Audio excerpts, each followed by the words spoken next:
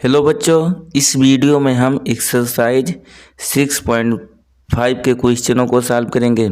इससे पहले के वीडियो में हमने इस एक्सरसाइज के कुछ क्वेश्चनों को सॉल्व किया था। अब उससे आगे के क्वेश्चनों को हम इस वीडियो में सॉल्व करेंगे। तो आइए वीडियो को शुरू करते हैं। इस पार्ट का पहला क्वेश्चन है क्वेश्चन नंबर 7।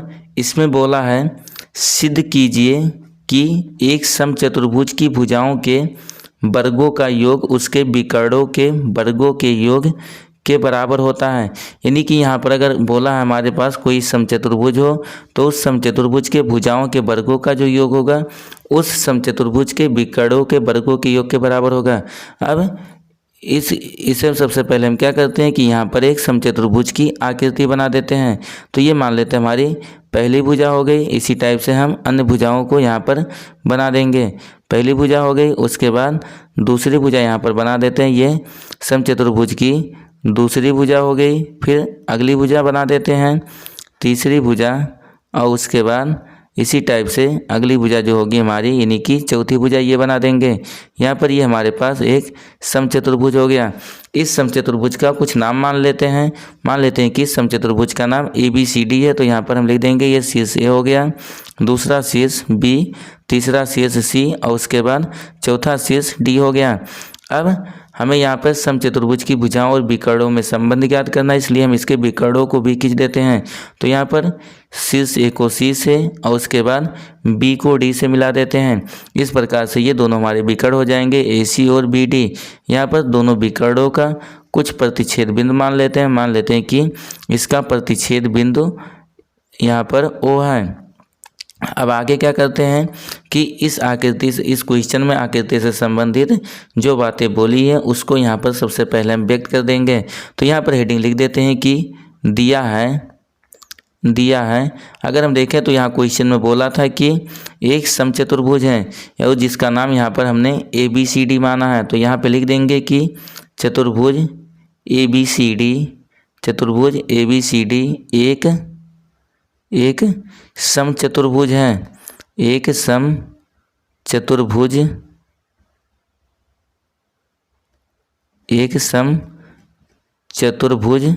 है, ये हमारे क्वेश्चन में दिया हुआ है। उसके बाद आगे जो हमें सिद्ध करना है उसको भी यहाँ पर हम लिख देते हैं। तो अगला हेडिंग यहाँ पे लिख देंगे सिद्ध करना है। यहाँ पर हमें सिद्ध करना है कि इस समचतुर्भुज के भुजाओं के वर्गों का योग उसके विकर्णों के वर्गों के योग के बराबर होता है। अगर यहाँ पर भुजाओं की बात करें तो पहली भुजा AB, BC, CD और उसके बाद DA है। तो यहाँ पर हम लिख देंगे उनके भुजाओं के वर्गों का योग, यानी कि ये हो जाएगा AB square plus BC square plus CD square plus DA square, यानी कि इनके भुजाओं के वर्गों का योग बराबर, अगर उनके विकर्ण की बात करें तो एक विकर्ण AC और दूसरा विकर्ण BD होगा। यानी कि यहाँ पे लिख देंगे AC square plus BD square. तो इनके भुजाओं का योग उनके भुजाओं के वर्गों का योग उनके विकर्णों के वर्गों के योग के बराबर होता है। ये हमें सिद्ध करना है। अब हम इसका प्रूफ देख लेते हैं, यानी कि इसकी उत्पत्ति देख लेते हैं। तो यहाँ पर हम समचतुर्भुज की एक विशेषता की जो होती है उसकी सहायता से हम इस क्वेश्चन को सिद्ध करेंगे। हमने समचतुर्भुज की एक प्रॉपर्टी पढ़ी है कि समचतुर्भुज के विकर्ण एक दूसरे को लंब समद्विभाजित करते हैं, यानी कि जो इसके विकर्ण होंगे एक दूसरे के साथ 90 अंश का कोण बनाएंगे और साथ ही ये एक दूसरे को समद्विभाजित भी करेंगे। तो यहाँ पर अगर हम देखें, यहाँ उस थ्योरम का अगर वर्णन करें तो यहाँ पे लिख देंगे कि समचतुर्भुज के विकर्ण एक दूसरे को लंब समद्विभाजित करते हैं, अर्थात ये एक दूसरे के साथ 90 अंश का कोण भी बनाएंगे और साथ ही साथ ये बराबर भी होंगे, यानी कि जो AO होगा वो OC के बराबर होगा और उसके बाद जो BO होगा वो DO के बराबर होगा। अब यहाँ पर हम क्या करते हैं कि जो अगर विकर्णों को हम खींचें तो यहाँ पर जो हमारा समचतुर्भुज होगा ये 4 त्रिभुजों में विभाजित होगा जाएगा, जिसमें से प्रत्येक त्रिभुज एक समकोण त्रिभुज है। और अगर ये समकोण त्रिभुज है तो यहाँ पर हम पाइथागोरस प्रमेय लगा सकते हैं। तो यहाँ पर अब हम एक एक त्रिभुजों को देखते हैं। यहाँ पर सबसे पहले हम पहला त्रिभुज लेते हैं जिसका नाम यहाँ पर AOB है। तो यहाँ पर लिख देंगे त्रिभुज AOB में अगर यहाँ पर हम पाइथागोरस प्रमेय लगाएं तो इसका कोण O समकोण है, और अगर इसका कोण O समकोण है तो इसके सामने की भुजा जो AB होगी ये कर्ण होगी। इस प्रकार से यहाँ पर हम लिख सकते हैं कि AB स्क्वायर जो पाइथागोरस प्रमेय होता है हम पहले ही पढ़ चुके हैं कि कर्ण का वर्ग शेष दो भुजाओं के वर्गों के योग के बराबर होता है, यानी कि हो जाएगा ये AB स्क्वायर, उसके बाद बराबर AO स्क्वायर और प्लस आगे ये हो जाएगा AO स्क्वायर, उसके बाद प्लस BO स्क्वायर। ये हमारा इसे इक्वेशन नंबर यहाँ पर हम फर्स्ट मान लेते हैं, तो ये हो गया इक्वेशन नंबर फर्स्ट। इसी प्रकार से हम दूसरे त्रिभुज को लेते हैं, ये भी हमारा समकोण त्रिभुज होगा। तो यहाँ पे लिख देंगे त्रिभुज BOC में दूसरे त्रिभुज में लें तो यहाँ पर भी कोण O समकोण है, उसके सामने की जो भुजा होगी वो कर्ण होगी। तो यहाँ से भी ये हम लिख सकते हैं कि BC स्क्वायर बराबर BO square plus CO square. इसे यहाँ पर हम इक्वेशन नंबर सेकंड मान लेंगे। उसके बाद तीसरा त्रिभुज लेते हैं जिसका नाम COD है, तो लिख देंगे त्रिभुज COD में ये भी एक समकोण त्रिभुज है, तो यहाँ पर ये हो जाएगा। इसी प्रकार से इसको भी हम लिख सकते हैं CD स्क्वायर बराबर CO square plus DO square. इसे यहाँ पर इक्वेशन नंबर थर्ड मानेंगे। और उसके बाद अगला अंतिम त्रिभुज लेते हैं जिसका नाम यहाँ पर AOD या फिर DOA बोलेंगे। तो यहाँ पर लिख देंगे त्रिभुज AOD में अब अगर इस त्रिभुज को लें तो यहाँ से हम लिख सकते हैं कि AD स्क्वायर या फिर DA स्क्वायर बराबर ये हो जाएगा DO का स्क्वायर और उसके बाद प्लस AO का स्क्वायर। इसे इक्वेशन नंबर 4 मानेंगे। अब यहाँ पर हमें इनके भुजाओं के वर्गों का योग जो था विकर्णों के वर्गों के योग के बराबर होता है, ये दिखाना था। तो यहाँ पर अगर हम बाएं साइड में देखें तो भुजाओं के वर्गों का योग था, इसलिए यहाँ पर हम क्या करेंगे चारों समीकरणों को जोड़ देंगे। अगर यहाँ पर हम चारों समीकरणों को जोड़ते हैं तो हमें भुजाओं के वर्गों का योग प्राप्त हो जाएगा। तो यहाँ पर हम लिख देंगे कि समीकरण समीकरण 1, 2 उसके बाद 3 व 4 को जोड़ने पर, तो अगर यहाँ पर हम चारों समीकरणों को जोड़ें तो चारों समीकरणों को जोड़ने पर यहाँ पर हमें प्राप्त होगा। अगर बाएं साइड में देखें तो बाएं साइड में इस समचतुर्भुज की भुजाएं प्राप्त होंगी, यानी कि यहाँ पर हमें प्राप्त होगा AB square plus BC square plus CD square और प्लस ये हो जाएगा DA स्क्वायर। उसके बाद बराबर अगर हम अब दाएं साइड को देखें तो दाएं साइड में यहाँ पर हमें पहले इक्वेशन में AO square plus BO square है, दूसरे में BO square plus CO square, तीसरे में CO square plus DO square और चौथे में DO square plus AO square है। यानी कि यहाँ पर जो प्रत्येक भुजा का जो वर्ग है वो 2 बार हो जाएगा। AO स्क्वायर इसे 2 बार मिल गया, BO स्क्वायर। तो यहाँ पर हम सीधे लिख देते हैं AO स्क्वायर 2 बार है तो ये हो जाएगा हमारा 2 AO स्क्वायर प्लस अगला जो BO स्क्वायर है ये भी 2 बार है तो यहाँ पर ये भी हो जाएगा 2 BO स्क्वायर प्लस इसी प्रकार से आगे अगली भुजा जो हो जाएगी ये हो जाएगा हमारा 2 इंटू CO स्क्वायर और प्लस 2 इंटू DO स्क्वायर। उसके बाद आगे अगर देखें तो यहाँ सभी जगहों से 2 कॉमन हो रहा है। अगर यहाँ से हम 2 कॉमन लेते हैं तो उसके बाद ये बचेगा हमारा AO स्क्वायर प्लस आगे हो जाएगा BO square plus CO square और उसके बाद प्लस आगे ये हो गया DO स्क्वायर। अब यहाँ पर AO स्क्वायर ये तो हमें सिद्ध नहीं करना था, इसलिए इसको थोड़ा आगे और हम सॉल्व करते हैं। जो AO होगा जैसे कि यहाँ पर पहले ही समचतुर्भुज की एक प्रॉपर्टी लिखी गई है कि समचतुर्भुज के विकर्ण एक दूसरे को लंबसम विभाजित करते हैं, यानी कि उसको 2 बराबर भागों में बांटते भी हैं।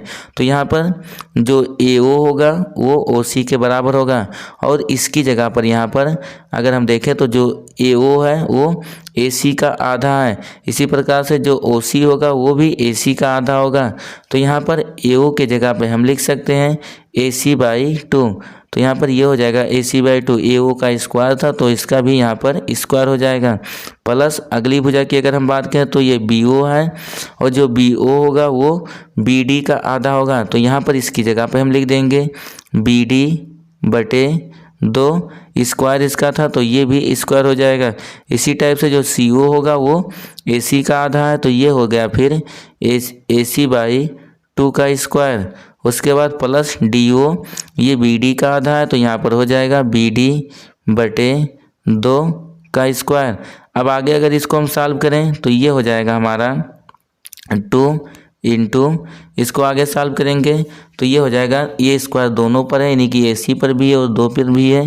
तो ये हो जाएगा हमारा AC²/4 प्लस इसी टाइप से अगला भुजा जो होगा वो मिलेगा हमको BD²/4 और उसके बाद प्लस अगला पद मिलेगा AC²/4 और फिर अगला ये पद हो गया BD²/4। आगे इसको सॉल्व करेंगे तो ये हो जाएगा हमारा AC²/4 और प्लस AC²/4।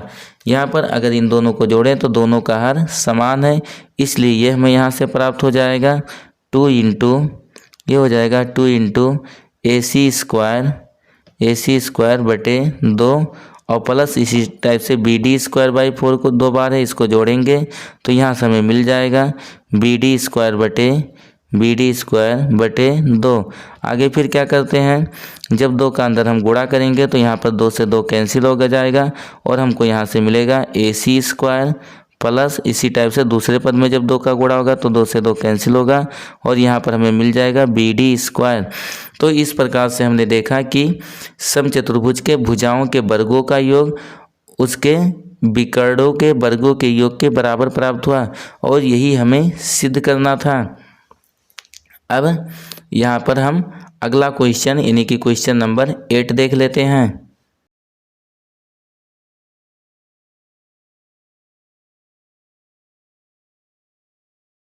8वां क्वेश्चन है, इसमें कहा है कि आकृति 6.54 में त्रिभुज ABC के अभ्यंतर में स्थित कोई बिंदु O है तथा OD लंब BC, OE लंब AC और OF लंब AB है। दर्शाइए कि यहाँ पर 2 खंड दिए हुए हैं। उससे पहले हम आकृति को देख लेते हैं। यहाँ पर अगर हम आकृति को देखें तो यहाँ पर त्रिभुज ABC के अभ्यंतर यानी कि अंदर एक बिंदु O है और इस बिंदु O से भुजाओं पर लंब डाले गए जिनके नाम क्रमशः OD, OE और उसके बाद OF हैं। अब यहाँ पर जो हमें सिद्ध करना है, पहले पार्ट में अगर हम देखें तो OA² plus OB² plus OC² है, लेकिन ये भुजाएं हमें नहीं मालूम है। तो सबसे पहले हम क्या करते हैं, इन भुजाओं को खींच लेंगे। यहाँ पर अगर हम A को O से मिला दें तो हमें AO प्राप्त हो जाएगा। तो यहाँ पर हम क्या करते हैं कि शीर्ष A से O को मिला देते हैं, AO प्राप्त हो गया। दूसरे शीर्ष B से O को मिलाएंगे तो BO प्राप्त हो जाएगा और तीसरे शीर्ष C से O को मिलाएंगे तो CO प्राप्त हो गया। अब ये भुजाएं हमें प्राप्त हो गई। अब हम एक के खंडों का यहाँ पर प्रूफ देख लेते हैं। तो यहाँ पर हेडिंग हम लिख देंगे उपपत्ति, ये हो जाएगा हमारा हेडिंग उपपत्ति। यहाँ पर अब हम पहले खंड को सिद्ध करते हैं। तो अगर हम पहले खंड को देखें तो यहाँ पर जो हमें सिद्ध करना है वो उसको ध्यान से देखें तो यहाँ OA² plus OB² plus OC² है और यहाँ पर OA², OB² OC² हमें कई त्रिभुजों से प्राप्त हो सकते हैं। जैसे कि अगर हमें AO² चाहिए तो यहाँ पर हमें इसके AO जो रेखा है इसके विपरीत और के दोनों त्रिभुजों से हमें प्राप्त हो जाएगा। इसी टाइप से अगर हमें BO का स्क्वायर चाहिए तो BO का स्क्वायर इस रेखा के विपरीत और के दोनों त्रिभुजों से प्राप्त हो जाएगा। तो यहाँ पर हमें केवल एक बार ये चाहिए, इसलिए इन त्रिभुजों में से हम किसी एक त्रिभुज को लेंगे, यानी कि शीर्ष से बिंदु O को मिलाने वाले जो रेखा है इसके विपरीत और के त्रिभुजों में से किसी एक त्रिभुज को हम लेंगे। और दूसरी बात यहाँ पर अगर हमें ध्यान दें तो यहाँ पर जो हम त्रिभुज लेंगे वो एकांतर क्रम में होने चाहिए, क्योंकि अगर ये एकांतर क्रम में होंगे तो सॉल्व करने में आसानी होगी। इसलिए इन त्रिभुजों को हम एकांतर क्रम में लेंगे। एकांतर क्रम का मतलब एक त्रिभुज को हम लेंगे तो उसके बगल वाले दूसरे त्रिभुज को छोड़कर फिर अगले त्रिभुज को हम लेकर उनकी भुजाओं में संबंध ज्ञात करेंगे। जैसे कि यहाँ पर अगर हम त्रिभुज AFO को लेते हैं तो लिख देंगे यहाँ पर कि ये हो जाएगा हमारा, लिख देंगे कि त्रिभुज AFO में अगर हम त्रिभुज AFO को लें तो इसका कोण F समकोण होगा, इसलिए इसके सामने की भुजा जो AO होगी वो कड़ होगी। तो इस आधार पर हम पाइथागोरस प्रमेय में पढ़े हैं कि कड़ का वर्ग शेष दो भुजाओं के वर्गों के योग के बराबर होता है। इसलिए यहाँ पर ये हो जाएगा हमारा OA का वर्ग, लिख देंगे OA का वर्ग बराबर शेष, अगर दो भुजाओं की बात करें तो एक भुजा AF और दूसरी भुजा FO या फिर OF होगी, तो लिख देंगे OA स्क्वायर बराबर ये हो जाएगा AF स्क्वायर और उसके बाद प्लस OF स्क्वायर। इसे यहाँ पर हम कोई इक्वेशन मान लेते हैं, जैसे कि इक्वेशन नंबर इसको हम फर्स्ट मान लिए। उसके बाद हमें त्रिभुज एकांतर क्रम में लेना है, इसलिए यहाँ पर दूसरे नंबर वाले त्रिभुज को छोड़कर फिर अगले त्रिभुज को लेते हैं। तो यहाँ पर हम लिख देंगे कि अगला जो त्रिभुज होगा इसका नाम BDO होगा, तो लिख देंगे कि त्रिभुज BDO में अब इस त्रिभुज को हम लें तो इसका कोण D समकोण है, इसलिए ये हो जाएगा हमारा जो BO होगा ये कड़ होगा। तो यहाँ पर हम लिख देंगे कि OB स्क्वायर बराबर ये हो जाएगा BD स्क्वायर और उसके बाद BD square plus OD square. इसे यहाँ पर हम इक्वेशन नंबर सेकंड मान लेते हैं। उसके बाद अगले त्रिभुज को हम लेंगे जिसका नाम यहाँ पर CEO होगा, तो यहाँ पे लिख देंगे कि त्रिभुज COE में यहाँ पर भी अगर हम पाइथागोरस प्रमेय लगाएं तो जो CO होगा वो हमारा कड़ होगा, तो यहाँ पर लिख देंगे CO या फिर OC का स्क्वायर, ये बराबर हो जाएगा यहाँ पर CE का स्क्वायर और उसके बाद प्लस CE का स्क्वायर प्लस OE स्क्वायर। इसे यहाँ पर हम इक्वेशन नंबर थर्ड मान लेते हैं। अब यहाँ पर जो हमें पहला पार्ट सिद्ध करना है, अगर उस पर यहाँ पे हम ध्यान दें तो यहाँ पर पहले पार्ट में हमें दिखाना है कि OA square plus OB square plus OC square. इसलिए यहाँ पर हम क्या करेंगे, तीनों समीकरणों को जोड़ देंगे जिससे कि हमें ये भुजाएं आसानी से प्राप्त हो जाएंगी। यहाँ पे लिख देंगे कि समीकरण 1 उसके बाद कामा 2 व 3 को 1 2 व 3 को जोड़ने पर अगर इन तीनों समीकरणों को यहाँ पर हम जोड़ें तो हमें जो बाईं तरफ प्राप्त हुआ है उसको हमें मालूम है कि जोड़ते समय समीकरणों को जोड़ते समय बाईं तरफ वाले से बाईं तरफ वाला और दाईं तरफ वाले से दाईं तरफ वाले पद जोड़ते हैं। इस प्रकार से अगर हम जोड़ेंगे तो ये हो जाएगा हमारा बाईं तरफ के जो पद है ये हो जाएगा OA स्क्वायर और उसके बाद plus OB square plus OC square. उसके बाद दाएं तरफ के पदों को हम लिख लेते हैं। तो पहले इक्वेशन में हमें प्राप्त हुआ है AF स्क्वायर उसके बाद प्लस OF स्क्वायर और दूसरे अगर समीकरण के पदों को हम देखें तो ये हमें प्राप्त हुआ है BD स्क्वायर, ये हो जाएगा BD स्क्वायर और उसके बाद प्लस OD स्क्वायर और प्लस अगले जो समीकरण होगा यहाँ से हमें प्राप्त हुआ है CE स्क्वायर और उसके बाद प्लस OE स्क्वायर। अब इन्हीं भुजाओं को हम व्यवस्थित कर लेंगे जिससे कि ये हमारा पहला पार्ट सिद्ध हो जाएगा। तो पहला पार्ट ये, फिर आगे इसको सॉल्व करें तो OA स्क्वायर उसके बाद प्लस ये हो गया OB square plus OC square. अब इससे आगे अगर हम देखें तो यहाँ पर हमें माइनस OD स्क्वायर लाना है और यहाँ पर देखेंगे तो OD स्क्वायर हमारे यहाँ पर इक्वेशन के दाईं तरफ दिया हुआ, अगर इसको हम दाईं तरफ से बाईं तरफ ले जाते हैं तो ये प्लस से माइनस हो जाएगा, यानी कि ये हो जाएगा माइनस OD स्क्वायर। इसी टाइप से OE और OF को भी हम दाईं तरफ से बाईं तरफ ले आते हैं, तो जब इनको लाएंगे तो ये भी माइनस में हो जाएंगे, यानी कि हो जाएगा माइनस OE स्क्वायर और उसके बाद माइनस OF स्क्वायर।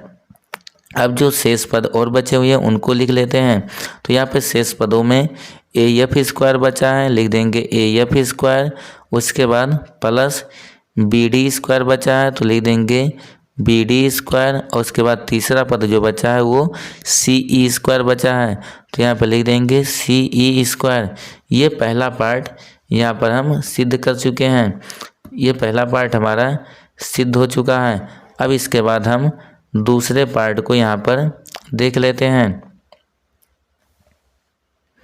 तो अगर यहाँ पर जो दूसरा पार्ट है उसको हम पहले पार्ट की सहायता से आसानी से सिद्ध कर सकते हैं, क्योंकि अगर आप दूसरे पार्ट में यहाँ पर ध्यान देंगे तो यहाँ पर जो हमें दाईं तरफ भुजाओं के वर्ग मिले हैं वो दूसरे पार्ट में बाईं तरफ लिखे हुए हैं, इसलिए यहाँ पर हम इसी की सहायता से इसको सिद्ध करेंगे।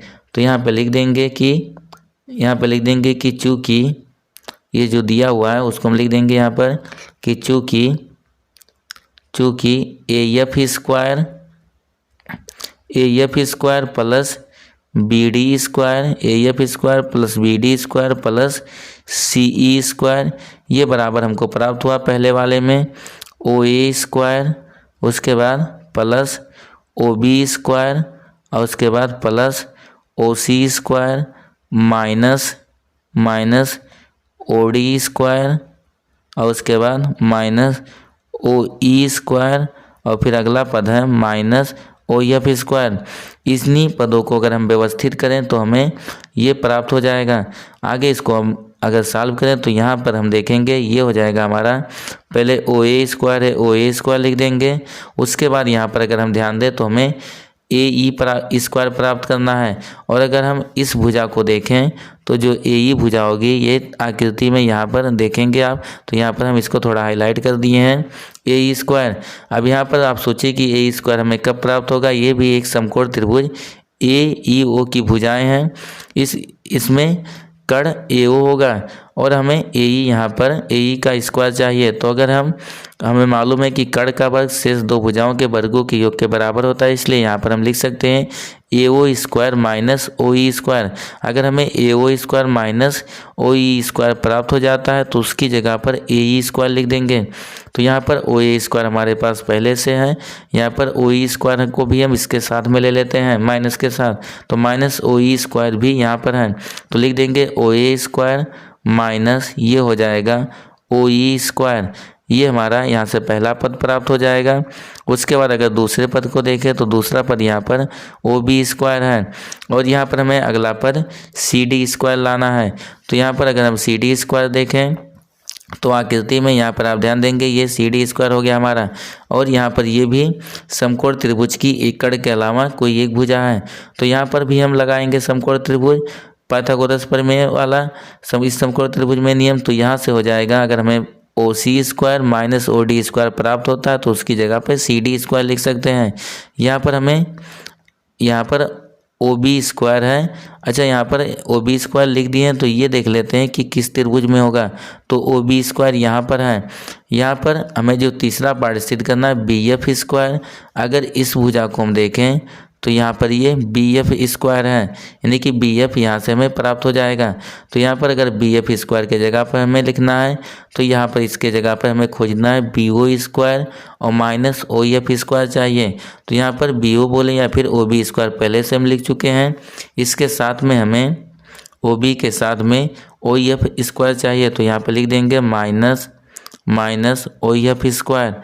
उसके बाद जो शेष भुजाएं बची हैं उसको लिख लेते हैं। तो शेष जो हमारा बचा है ये ओ ए स्क्वायर ओ बी स्क्वायर का ये दोनों हो गए। अगला ओ सी स्क्वायर बचा है, और यहाँ पर ओ सी स्क्वायर माइनस जो अगला बचा ओ ई स्क्वायर लिख लिए हो, उसके बाद ओ एफ स्क्वायर लिख लिए। अगला ये हमारा ओ सी स्क्वायर और माइनस ये हो जाएगा ओ डी स्क्वायर। तो यहाँ पर O C square minus O D square ये अगला पद हो गया। अब यहाँ से जैसा कि हम पहले ही बोले हैं ओ ए स्क्वायर माइनस ओ ई स्क्वायर, इससे हमें ए ई स्क्वायर प्राप्त होगा। तो इसके जगह पर हो गया ए ई स्क्वायर प्लस इसी टाइप से O B square minus O F square, इससे हमें यहाँ पर बी एफ स्क्वायर प्राप्त होगा। तो ये हो जाएगा बी एफ स्क्वायर और plus O C square minus O D square, इससे हमें सी डी स्क्वायर प्राप्त होगा। तो ये हो गया सी डी स्क्वायर। इस प्रकार से हमने देखा कि A F square plus B D square plus C F square जो होगा वो A square plus B F square plus C D square के बराबर होगा। और यही हमें दूसरे पार्ट में सिद्ध करना था। अब आगे हम अगला क्वेश्चन देख लेते हैं।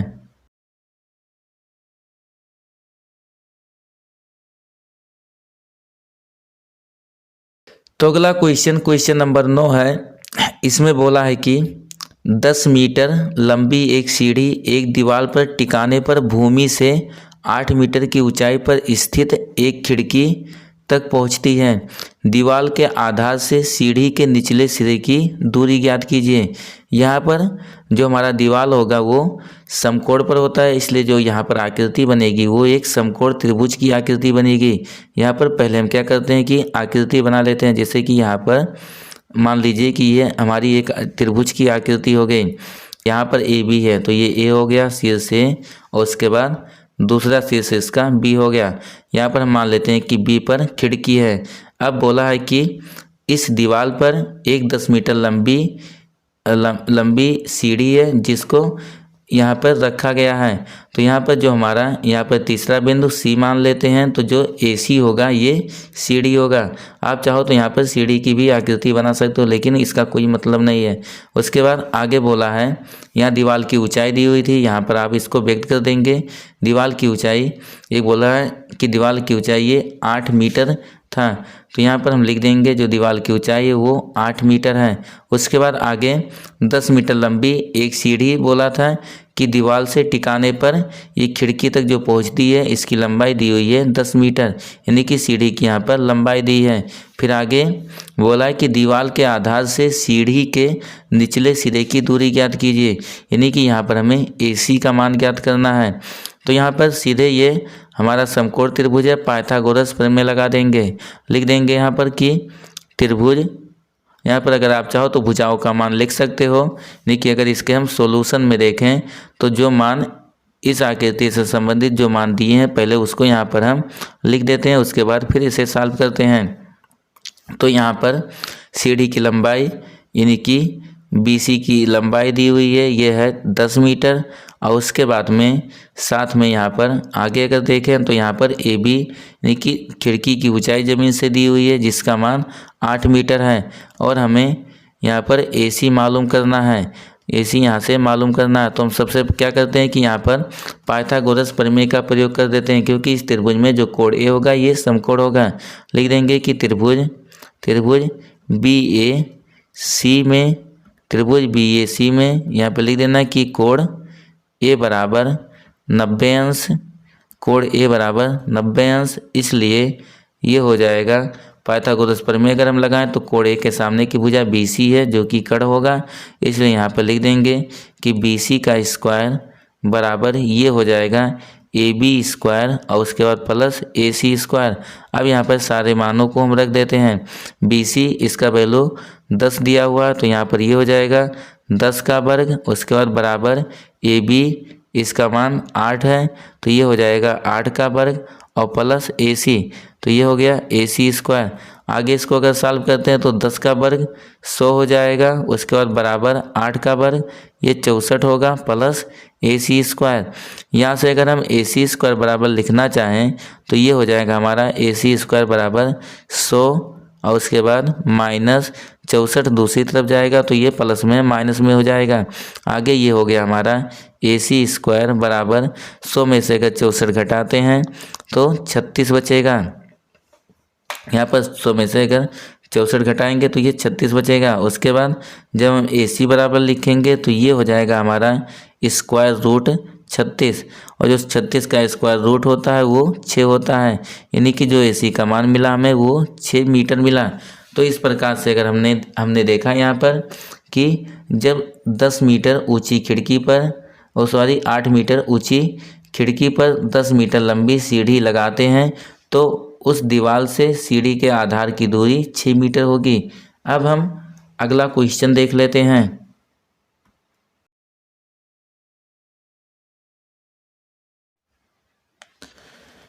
क्वेश्चन नंबर 10 में बोला है कि 18 मीटर ऊंचे एक ऊर्ध्वाधर खंभे के ऊपरी सिरे से एक तार का एक सिरा जुड़ा हुआ है। तार तथा तार का दूसरा सिरा एक खूंटे से जुड़ा हुआ है। खंभे के आधार से खूंटे को कितनी दूरी पर गाड़ा जाए कि तार तना रहे, जबकि तार की लंबाई 24 मीटर है। तो भी हमने क्वेश्चन नंबर 9 आपको सॉल्व करके दिखाया। ठीक उसी तरीके से ये भी क्वेश्चन है, बस इसमें जो वस्तुएं बोली थे उसमें अंतर है। वहाँ पर दीवार बोला था, यहाँ पर दीवार की जगह पे खंभे, और उसके बाद जहाँ सीढ़ी बोला था उसकी जगह पे तार है। बाकी क्वेश्चन वही है, वहाँ पर वैल्यू कुछ और दिया था, यहाँ पर वैल्यू कुछ और है। तो ये क्वेश्चन आप खुद से करोगे और इसका आंसर जो भी आए उसको कमेंट में लिखकर ज़रूर बताएं। तो ये क्वेश्चन हम आपके लिए छोड़ रहे हैं। अगला क्वेश्चन अब हम देख लेते हैं।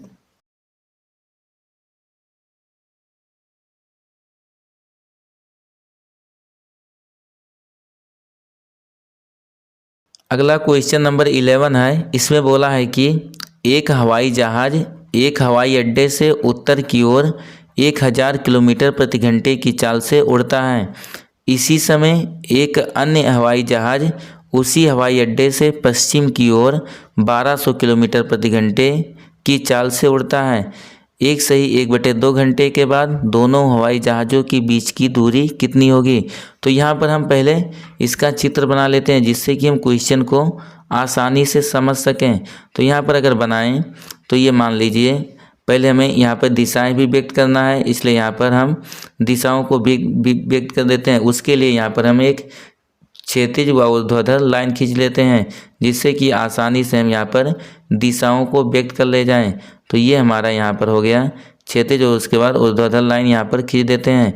यहाँ पर अगर हम ध्यान देंगे तो यहाँ पर दिशाएं जो बोली हैं, एक हवाई जहाज़ उत्तर की ओर उड़ रहा है और उसके बाद दूसरा जो हवाई जहाज़ है वो पश्चिम की ओर उड़ रहा है, इसलिए यहाँ पर हम उसी अनुसार दिशाओं को बना देते हैं।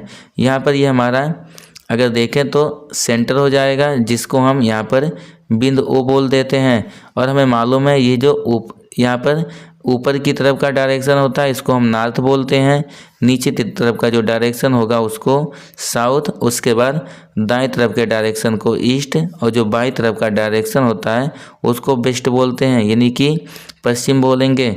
अब यहाँ पर अगर हम देखें तो हमारे क्वेश्चन में बोला है कि एक हवाई जहाज़ एक हवाई अड्डे से, ये हवाई अड्डा यहाँ पर बिंदु ओ को मान लिया जाए कि जो बिंदु ओ है ये हवाई अड्डा है। एक हवाई अड्डे से 1000 किलोमीटर प्रति घंटे की चाल से उड़ता है।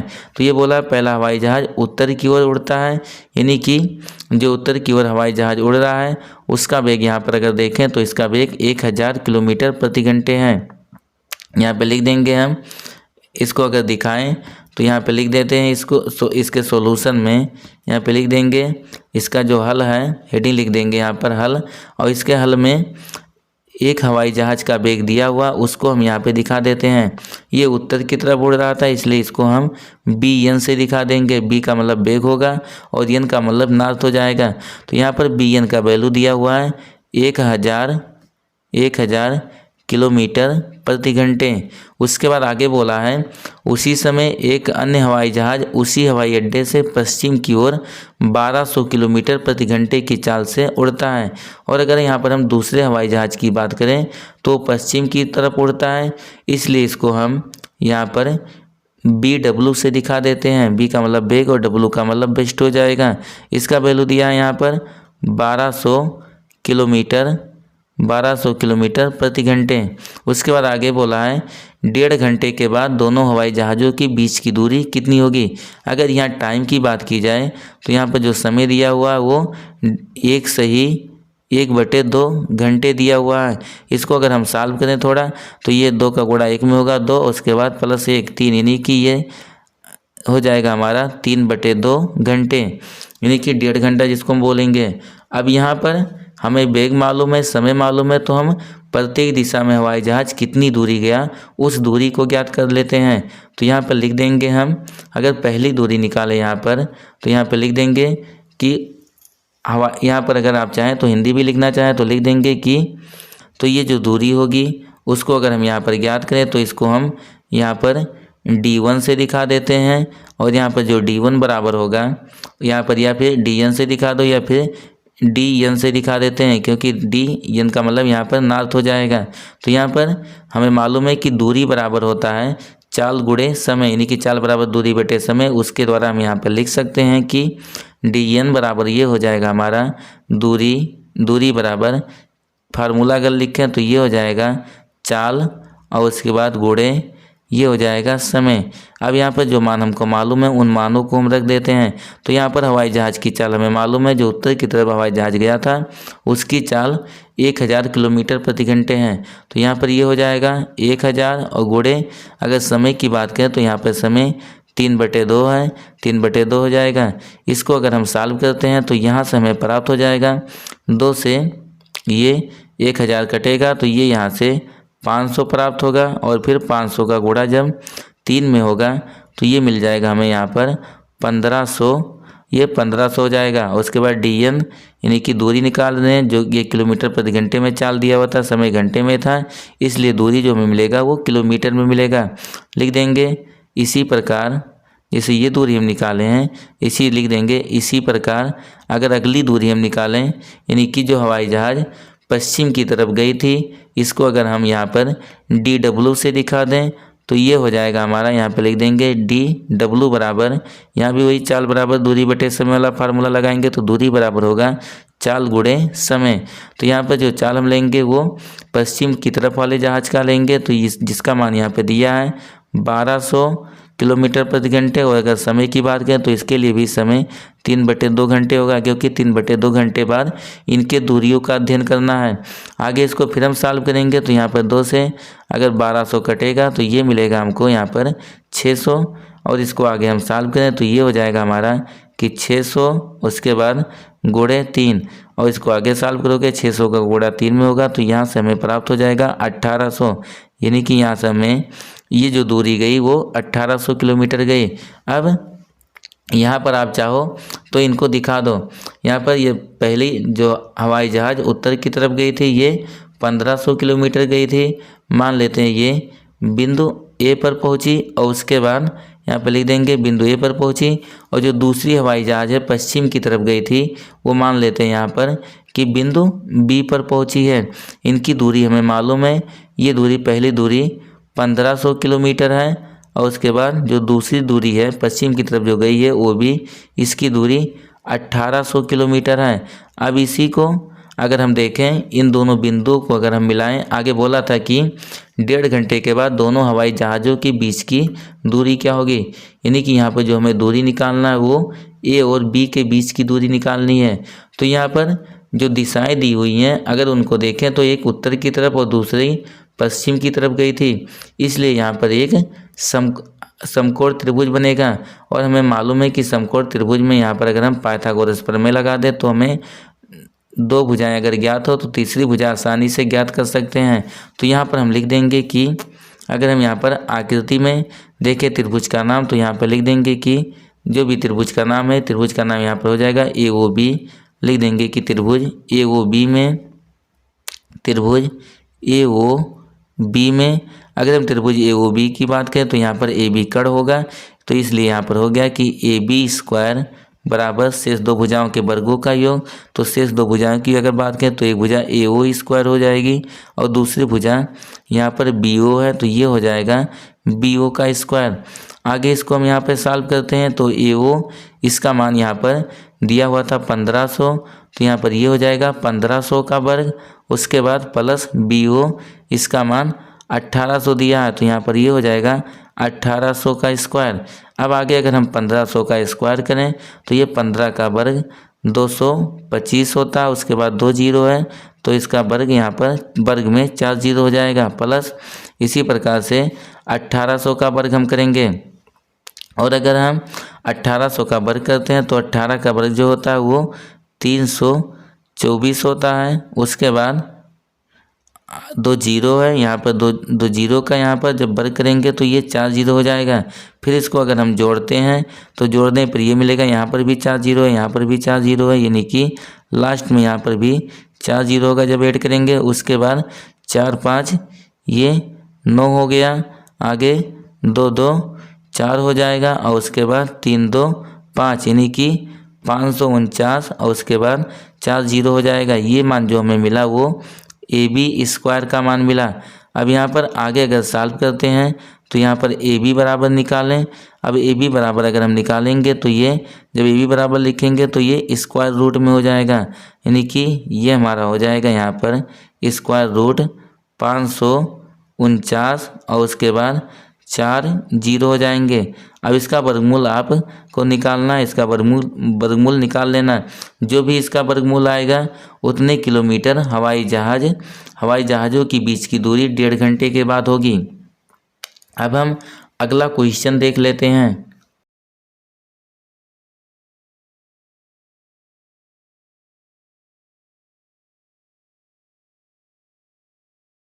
क्वेश्चन नंबर 12 में बोला है कि दो खम्भों जिनकी ऊंचाइयां 6 मीटर और 11 मीटर हैं तथा ये समतल भूमि पर खड़े हैं, यदि इनके पाद बिंदुओं के बीच की दूरी 12 मीटर है तो इनके ऊपरी सिरों के बीच की दूरी ज्ञात कीजिए।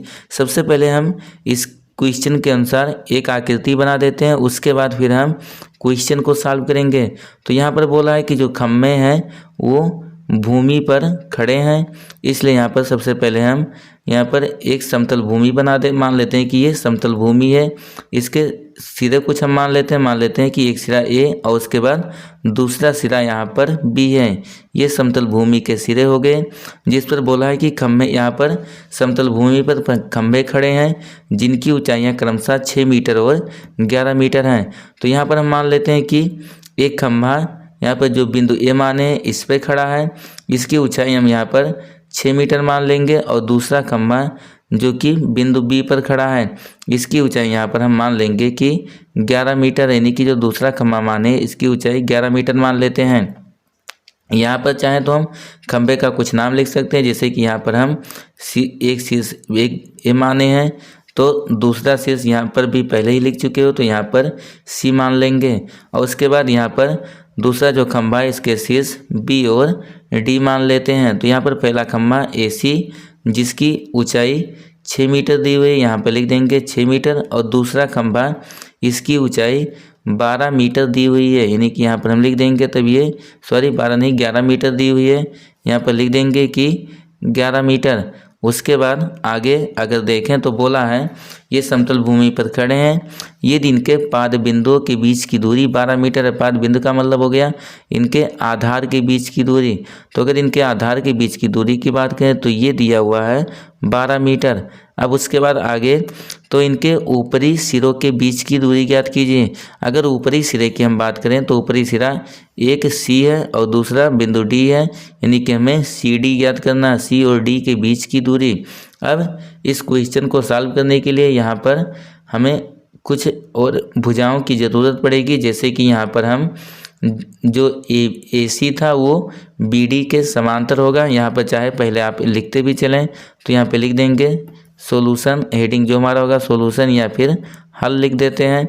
इसमें हमें जो ज्ञात करना है वो सी डी ज्ञात करना है, तो यहाँ पर जो हमें ज्ञात करना है उसको यहाँ पे लिख दें तो ये हो जाएगा हमें सी डी ज्ञात करना है, ये हो गया। और दूसरी बात अगर यहाँ पर देखें तो जो खंभे थे वो ज़मीन पर ऊर्ध्वाधर खड़े होंगे, इसलिए यहाँ पर जो होगा लिख देंगे यहाँ पे कि चूँकि ए सी समांतर बी डी, यानी कि जो ए सी होगा वो बी डी के समांतर होगा, क्योंकि ये दोनों खंभे हैं और खंभे जो हैं वो ज़मीन पर ऊर्ध्वाधर रूप से खड़े हैं। यहाँ पर अगर हम एक रचना करें, जैसे कि यहाँ पर हम क्या करते हैं,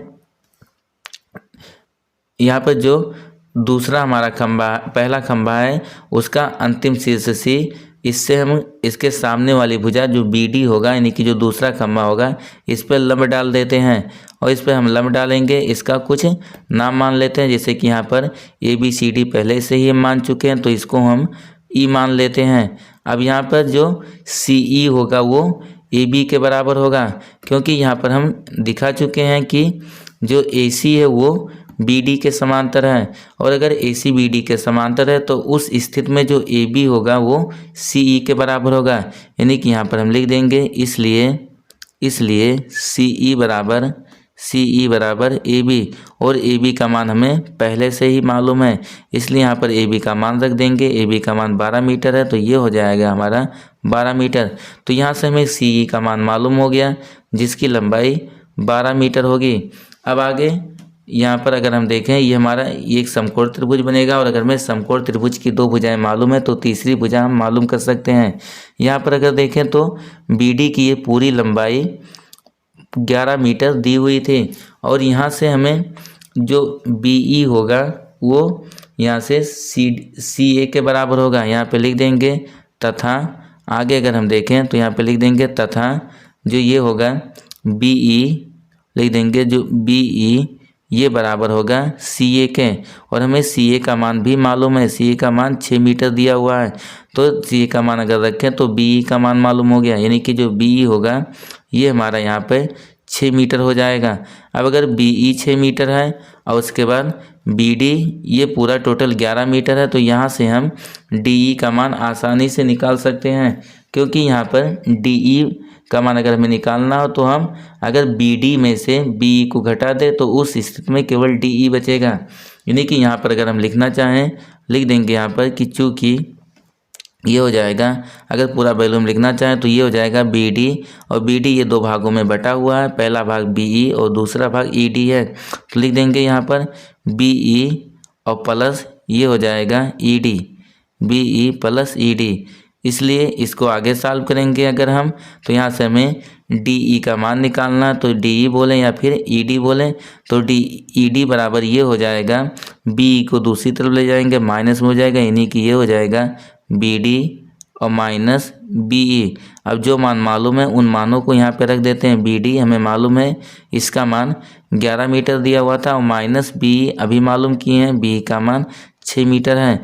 तो अगर 11 में से हम 6 घटाते हैं तो यहाँ से हमें मिलेगा 5 मीटर, यानी कि जो ED था ये हमें मिल गया यहाँ पर 5 मीटर।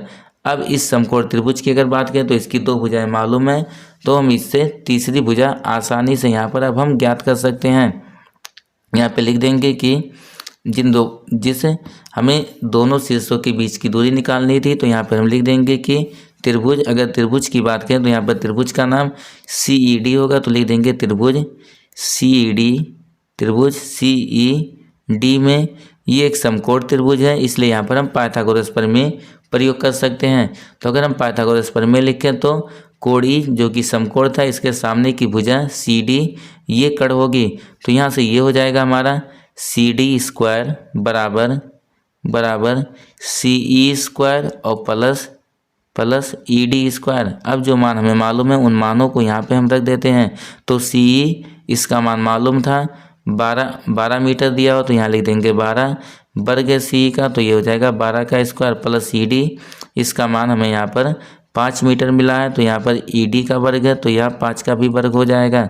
अगर 12 का वर्ग हम निकालें तो 12 का वर्ग 144 होता है, प्लस 5 का वर्ग ये 25 हो जाएगा। दोनों को अगर हम जोड़ते हैं तो ये हमें ये हो जाएगा 5 4 9, उसके बाद 4 2 6, यानी कि 169 प्राप्त होंगे। ये जो हमें 169 प्राप्त हुआ ये CD का वर्ग है, और अगर हम आगे CD बराबर लिखें तो CD बराबर ये प्राप्त हो जाएगा हमें स्क्वायर रूट 169, यानी कि 169 का अगर हम वर्गमूल निकालें तो ये हमें 13 मिलेगा। सारे मात्रक मीटर में दिए हुए थे इसलिए ये 13 मीटर हो जाएगा।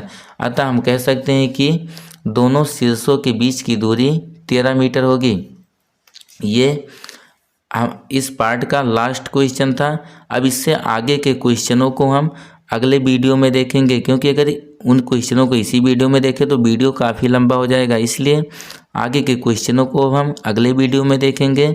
ये वीडियो आपको कैसा लगा कमेंट करके ज़रूर बताएं, और उसके बाद अगर वीडियो आपको पसंद आया हो तो वीडियो को लाइक और अपने दोस्तों के साथ शेयर ज़रूर करें।